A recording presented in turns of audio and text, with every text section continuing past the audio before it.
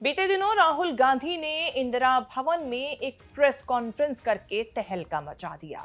इस press conference में 7 feet ऊंचे कागजों के गट्ठर से एक एक करके राहुल गांधी ने इतने सबूत गिना दिए कि चुनाव आयोग चोरी कर रहा है, वोटों की चोरी हो रही है, फर्जी वोट डाले जा रहे हैं। तमाम तरह के आरोप राहुल गांधी ने चुनाव आयोग पर और चुनाव आयोग की कार्यशैली पर लगाए। इसी के साथ कर्नाटक का जिक्र करते हुए राहुल गांधी ने पुख्ता तौर पर सबूत पेश किए और कहा कि 1 लाख वोटों की चोरी हुई है, जिसकी वजह से कांग्रेस के जो उम्मीदवार रहे इस सीट से, मंसूर अली खान, वो यहां से हारे। राहुल गांधी के इसी बयान से विपरीत होकर कर्नाटक के सहकारिता मंत्री के राजन्ना ने बीते दिनों ऐसा बयान दिया कि अब उनकी मुश्किलें बढ़ गई।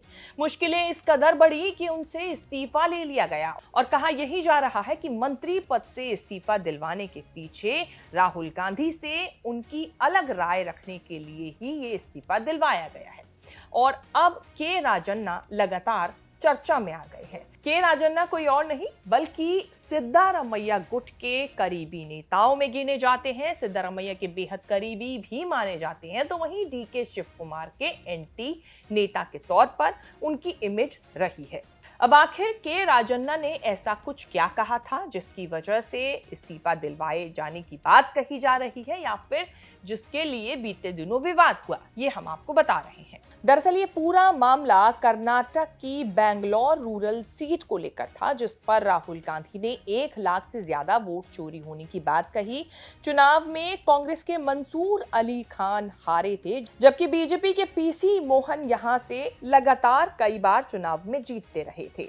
राहुल गांधी ने जब 1 लाख वोट की चोरी होने की बात कही तो इस पर के राजन्ना ने राहुल गांधी से इतर अपना बयान दिया। उन्होंने कहा, के राजन्ना ने कहा था कि यदि कर्नाटक में ऐसा हुआ तो कांग्रेस को भी जिम्मेदारी लेनी चाहिए थी, क्योंकि वोटर लिस्ट रिवीजन का काम तो कांग्रेस के कार्यकाल के दौरान हुआ था। तो फिर कांग्रेस ने उस वक्त अपनी जवाबदेही या उस वक्त ये सवाल खड़े क्यों नहीं किए? अगर किए होते तो शायद वोटों की चोरी वाली बात आती ही नहीं, पहुंचती ही नहीं। के राजन्ना ने साफ कहा कि ये कांग्रेस सरकार की भी जिम्मेदारी थी कि वो वोटर लिस्ट को तैयार करने की प्रक्रिया पर नजर रखती। अगर तभी सवाल उठाए जाते तो ये समस्या नहीं होती।